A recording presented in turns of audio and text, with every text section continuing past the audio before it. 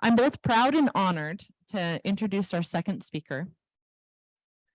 We can no longer afford to ignore the connections between environmental justice and racial justice. We cannot separate people from the environment and vice versa. Finding solutions cannot be a top-down venture. Those least responsible for environmental degradation are often most affected by it. Solutions not involving input from a broad range of voices are not sustainable. How can we utilize examples of the strength of diverse societies as we move forward? Sabrina Mercedes is a first-generation Chicana Mexican American. They uses wellness to incorporate teachings of mind-body connection. They believe in being comfortably uncomfortable when advocating for awareness and educating people on topics that are difficult to discuss, but also essential. Sabrina is the founder of Safe Relations, where they offer classes and consulting services, weaving community aid, healing, and access to empowerment for all. They work with a gentle yet challenging, culturally specific and holistic approach, uplift Indigenous, Black, Brown, LGBTQ+, mentally, physically, and emotionally diverse populations. On a side note, Sabrina also was our volunteer and strategic partnership coordinator this year, and did some amazing things for Living Earth Center in terms of bringing in further collaboration and helping us get more volunteers. So it's my pleasure to welcome Sabrina to come talk to us today.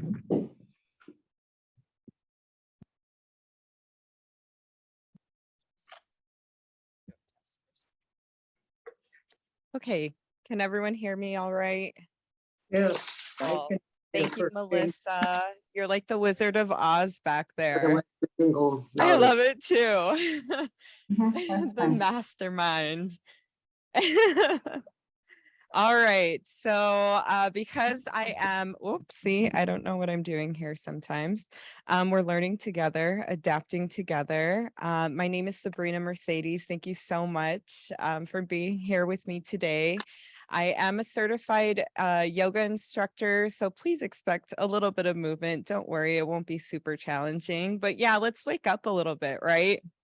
So if you would like to join, you may, but you'll need both hands. And if you would like to join me, go ahead and I'm going to move this over here.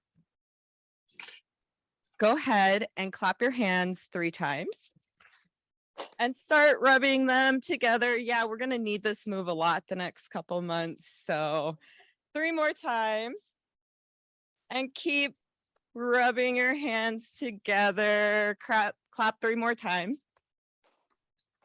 Rub, rub, rub. Let's just do 3 more for good measure. And then rub, rub, rub. And then very, very slowly start to pull your hands apart. Do you feel that there? Do you feel that warmth, that energy? Yeah. Okay, let's share it. Right? Now we're sharing the energy. And even out in the virtual world, you're sharing your energy with us as well. Bye. Thank you for joining me with that. Bye-bye. We're a little bit more awake now, right? So that little exercise was taught to me by a woman named Matika Wilbur. Has anyone ever heard of Matika Wilbur? She's this wonderful Indigenous woman. She has a podcast called All My Relations, and she's been a huge inspiration for me. I met her in 2019 at the Native American Youth and Family Center, where I worked for 4 years when I lived in Portland, Oregon. And she shared that exercise with the group that we were doing some community artwork in, and the community art project was actually to design pillars, and we were designing pillars that were specific to our own tribes and where we come from. Now, I've been on a journey to become more connected to my culture for the last several years. I would say about 2015 was when I became more intentional with trying to reconnect to my culture, because I was living out here in Minnesota. I love it here. but I'm originally from the West Coast, and my family immigrated here in the 70s. My grandfather got a job at the Sunny Delight factory, and he worked there for 35 years and came to this country to give us a better life. With that, we adapted, right? We adapted to the culture, thus losing a lot of our own culture. And so when Matika shared that specific activity of creating pillars designed culturally specific to where we were from, I felt a little sadness and I felt really lost. Like, I don't know where I'm from. I don't know a lot about my history or the people, the indigenous teachings that came with my family. And so it was really empowering. And what she also shared was that we can be walking through each day and not speak to anybody, right? We can go to the grocery store, we can go about our business, and we cannot say one word to one person, yet we are still sharing our energy with those people. So if you're in a bad mood, right, you can tell when someone's in a bad mood, right? They have kind of a funky walk, they got a little look on their face. You're like, I don't want to talk to that person. That person's in a bad mood. And again, it's very surface level. But what she shared about energy, I thought was really beautiful, that we are able to still connect with people, even though we're not necessarily speaking to them. And that really changed my outlook on how I move about my day, how I'm interacting with people, or if someone's being really rude to me, how I might respond differently instead of maybe matching that energy, right? How do I maybe take a step back and see that person for who or what they're going through versus that surface level, angry, or, dismissive kind of attitude. So I'm really grateful for Matika. If you are a podcast listener, again, it's called All My Relations. It's a wonderful podcast, lots of auntie laughs you'll hear. So when we're talking about diversity in social ecosystems, I was first of all honored to be asked to come speak. My time with Living Earth Center was really, really rewarding. And I am so grateful that I got to experience the farm, the community farm, and I hope all of you can make it out there someday. It's such a beautiful piece of land. When we're talking about diversity in social ecosystems, and Laura said, well, that's kind of what you do. That's kind of what you focus on, is people and the ecosystem of people. And I had never really thought about it that way. A lot of my work specifically has been with trauma survivors. So I am certified in 2 states as a sexual and domestic violence advocate, both in the states of Oregon and the state of Minnesota. I've done a lot of work with the Committee Against Domestic Abuse. And my very first job with CADA here in Mankato was a prevention specialist role, and that was in 2015. The prevention specialist role was extremely intimidating to me because at that time I had wanted to be a nurse. I had wanted to be a nurse because I wanted to help people. I worked in Mayo Clinic Health System's emergency room as a unit technician for a year before I changed my mind to public health. Why did I change my mind? Well, first of all, working in the emergency room is extremely difficult. That was a high stress job, and I really didn't feel in place. I was being asked to do things like translate without being paid more. I was kind of treated a little bit differently as one of the only people of color that was working in that unit. Maybe that wasn't the case, but I think when we're navigating the world, sometimes when you recognize patterns and you recognize, well, I'm the only odd person out. What's the common denominator here? And I was actually told that by a coworker, because I said, why does everyone, always nitpick at the things that I do? And, he said to me, well, think about the common denominator. It's you. And I didn't know what he meant at that time. And now reflecting many years later, I kind of figured it out. Okay, that wasn't the place for me to help people. And that was really hard because being a nurse was like, wow, that's the best job that I could possibly do. Well, It took mentoring a young man. He was 8 years old, or he is 8. He was at the time 8 years old. He had fetal alcohol syndrome. And this young man really inspired me to go on a different journey. His fetal alcohol syndrome was pretty severe. And a lot of times when people think about disabilities, they think about something you can see. There are many disabilities, physical, mental, that you cannot see. And this young man had brain damage from his mother drinking while she was pregnant. At that time, his mother encouraged me to explore advocacy in a different way. And so in 2014, 2015, I left the hospital and I became an advocate. I worked for the Minnesota Organization on Fetal Alcohol Syndrome as the Southwest coordinator for education. So that was my first step into prevention. How do we talk to people honestly and shamelessly about who they are, what they've gone through, and how to help them be better? When people make mistakes here in our communities, we punish them. That is kind of the norm. If someone does something bad, you punish them. Now, on my reconnection journey, I have learned that in the old ways of our indigenous ways, the ways that we took care of our families, those things were not separated. We did not punish people. In a lot of the languages, the indigenous languages, there were no words for punish or derogatory terms. There were nothing like that. If a child did something wrong, then we would redirect them. We would guide them. We would say, hey, that's not the way to do it. Why don't you try it this way? So again, on this journey of trying to figure out how I want to help people, I learned that we need to be honest where we're at. So 2015, I'm working for MoFast. I'm not going to say the whole thing again, or else I'll lose my breath and run out of time. MoFast here in Minnesota, I was taking a gender and women's studies class, and I had never taken a gender and women's studies class. And my professor was a Latina lesbian. And I had never seen someone that looked like me in a leadership position. I was 24 years old. And I had never once seen a woman that looked like me that was talking about the violence and traumas that I had been through, look at me in a leadership position and say, you are also a leader.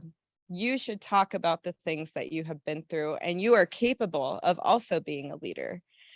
Blew my mind, and it just sparked this curiosity, this fire, this passion of talking to people and talking about things that are uncomfortable. Things like violence, things like mental illness, things like trauma are very, very difficult to talk about.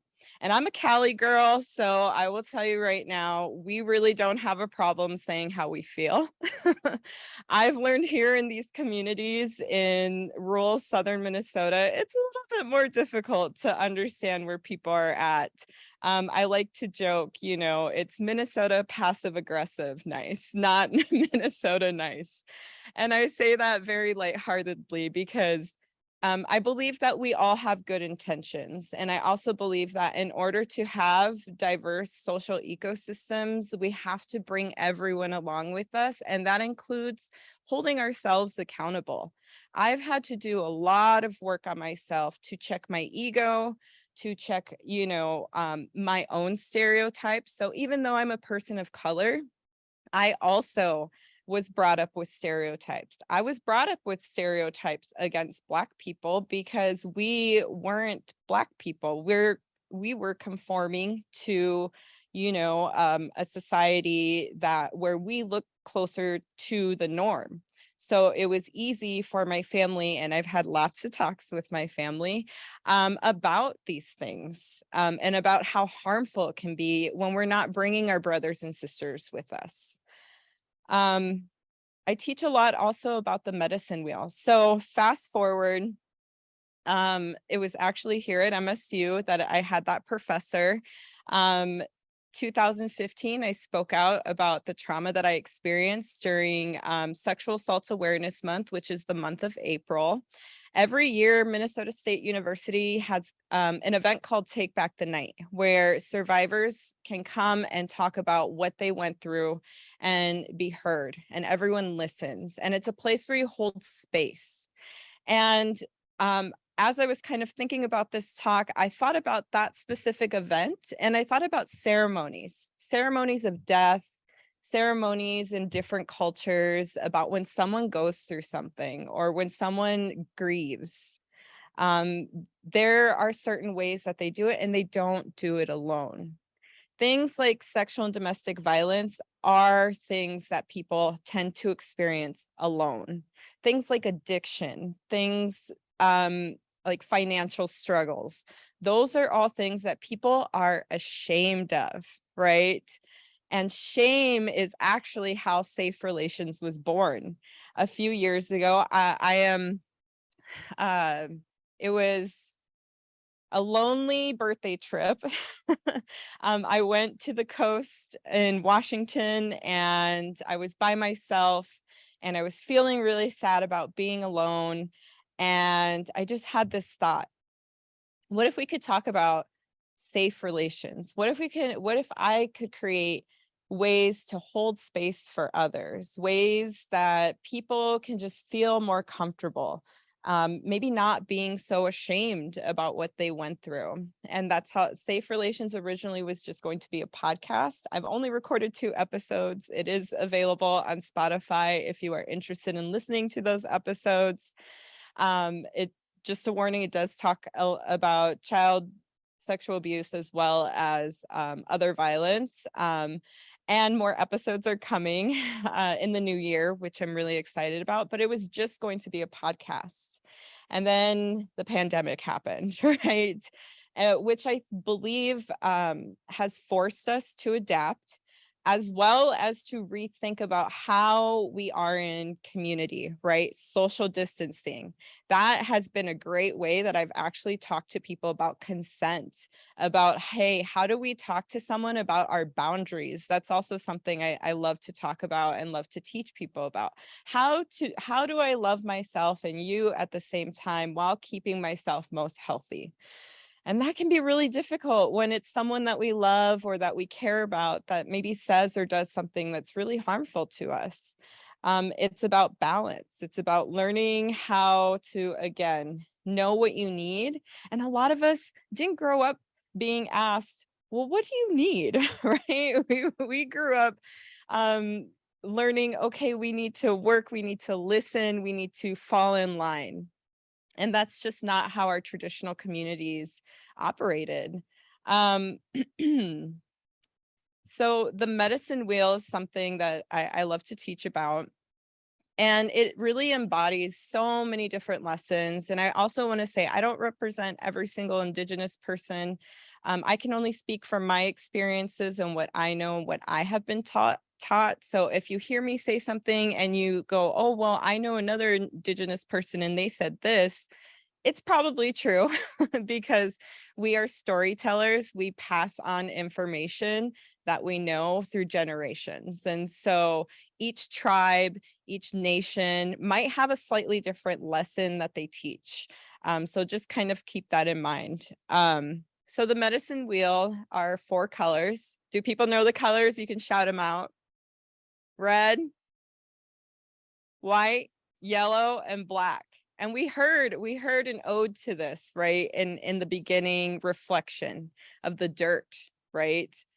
And those 4 colors actually represent the different races in our teachings, in our medicine wheel teachings. They represent the directions. And in my culture, we observe the 4 directions, and then we observe above and below us. Others might also go internally as well. So it's not, what I've learned is that it's very open. It's very open for interpretation. We live in these different worlds, yet we're all connected. And what's so beautiful about the teachings of the medicine wheel is that you really can apply them in so many different ways in how you live in community. Sometimes when they're split up, we talk about how each section represents an area of wellness, of your spiritual wellness, your physical wellness, your mental wellness, your emotional wellness. And we've used that. When I was working in foster care in Portland, in the healing circle, that's what we called our domestic violence department, we learned the medicine wheel to use as a tool with our survivors or the youth that we worked with. I worked in 2 different departments when I worked there because I have to just do a bunch of things. I can't just do one thing. And it was really, really empowering to use a traditional teaching to empower someone.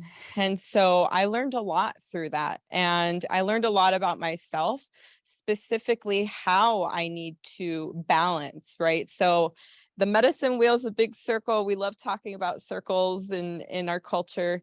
And you're in the middle.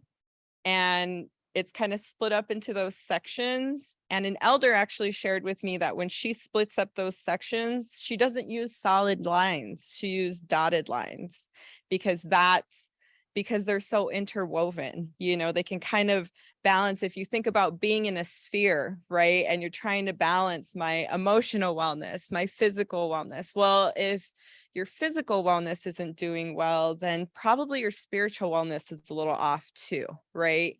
And so that's how we would kind of use that tool. How do we use balance and this medicine wheel to figure out what we need?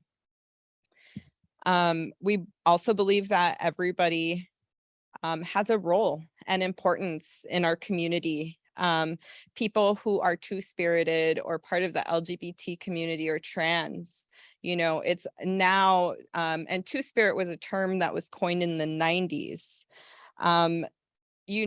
Those people are medicine people. Those people were thought of to have the balance of masculine and feminine. And they were medicine people. They were people that were healers. They were revered and celebrated and not punished or ostracized from communities. When people made mistakes, people, again, surrounded them, supported them before making maybe a decision if they were too dangerous. And I guess I didn't live back then, so I don't know how often that happened, but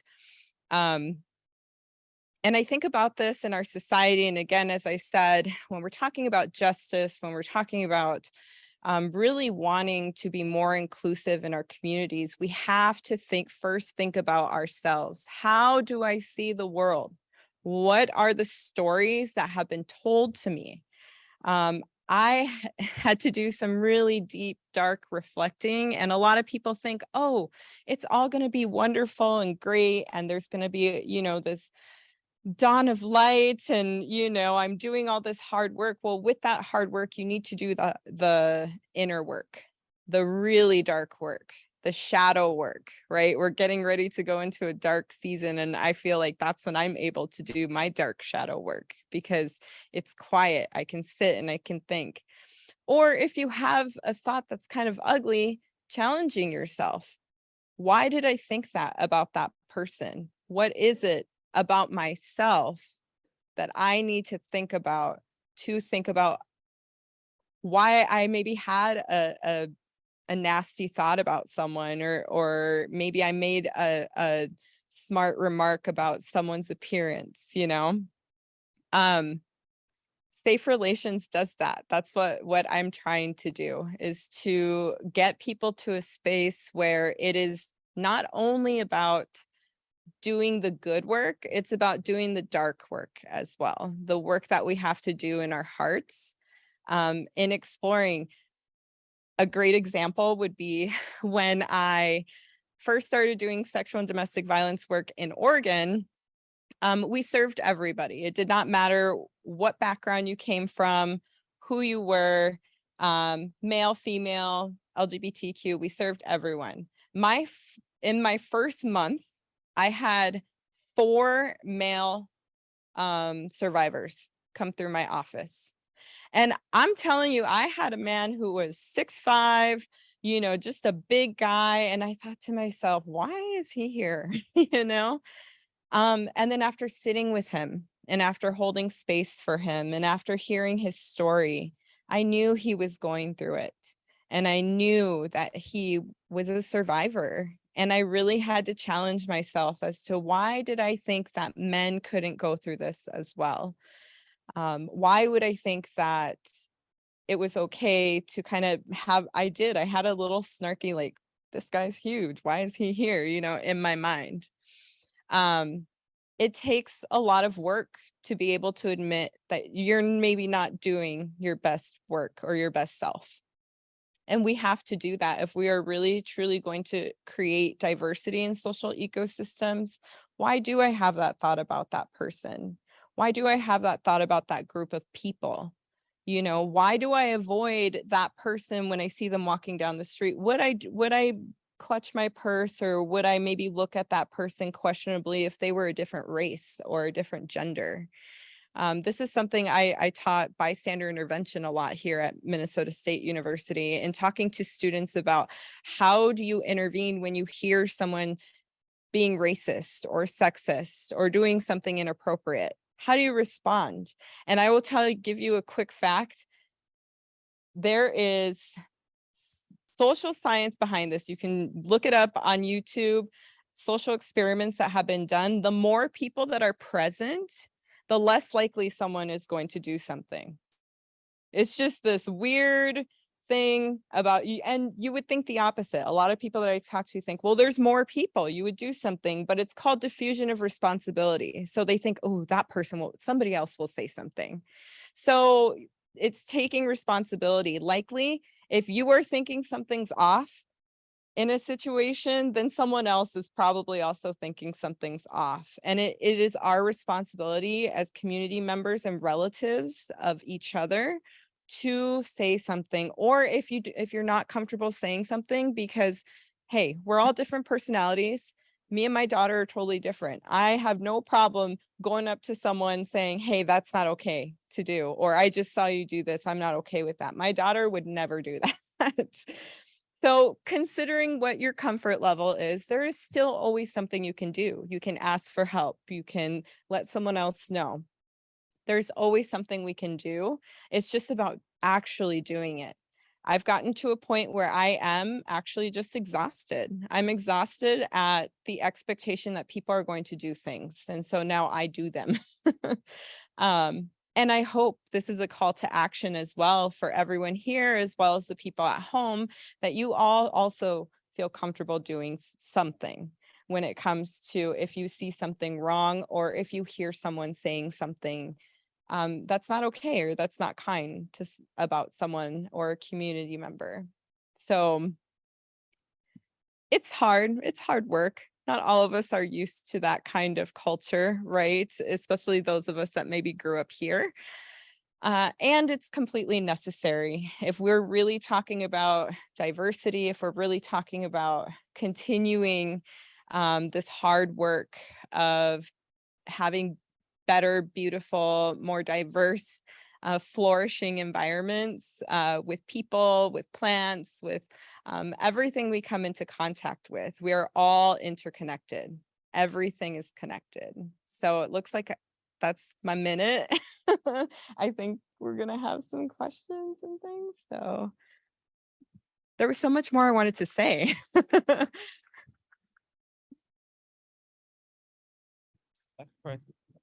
It goes by fast. I wish we could go for all day. I think we are actually going all day. What we'll do now is break into our group discussions. You have about 5 minutes, which I also know isn't enough time to talk about, but just as a quick reminder, just share one thing that Sabrina said that stuck out, and be thinking of some questions. And we'll be able to come back here and have a couple of minutes to be able to ask her some specific questions as well. Thank you. We had a question come up in the audience from Bruno that was, ooh, I like that one. So the question is to everybody out there, how do we diffuse the diffusion of responsibility? Wonderful question, Bruno. Thank you. You have to be brave. You have to think that nobody else is going to do anything because likely they won't. And that's what the diffusion of responsibility. So you have to be the fuse. You have to be the fire. You have to be the, you have to find that way. And I do online workshops on boundaries, and I call it upstanding. So actually doing something, right? If you see or hear something uncomfortable. So speaking up, saying something. Or if you can't speak up, say your safety is in question in the moment, can you call for help? Is there someone else there that you can say, hey, I'm noticing this. Do you see it too? Can you say something? I know you're braver than I am, or, maybe not braver, but just you're still brave if you say something to someone. Or, again, don't be too hard on yourselves, because every time I do this or talk about this, people start thinking about the things they should have done. You can't live in the past. You can live in the future and the forward. So what can you do from now on?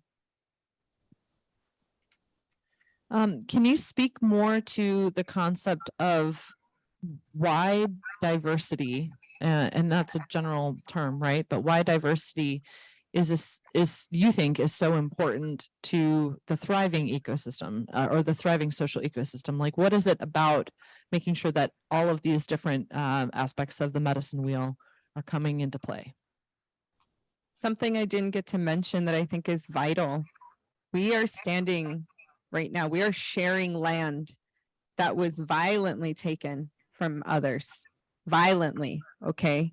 We can't hide from that truth. The Dakota 38 +2, right? That happened right in our community.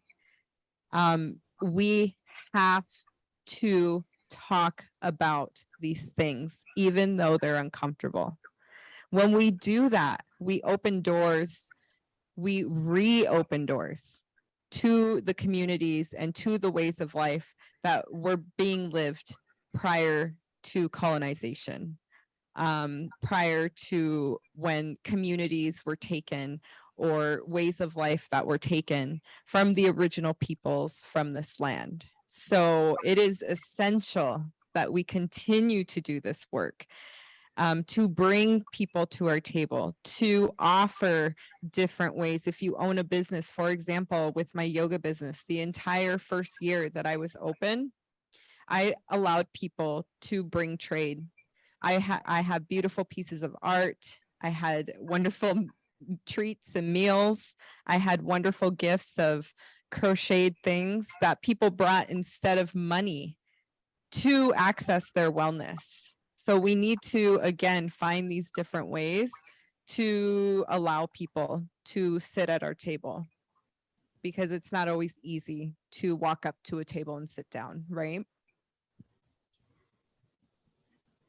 Can you speak more about alternatives for punishment in social systems?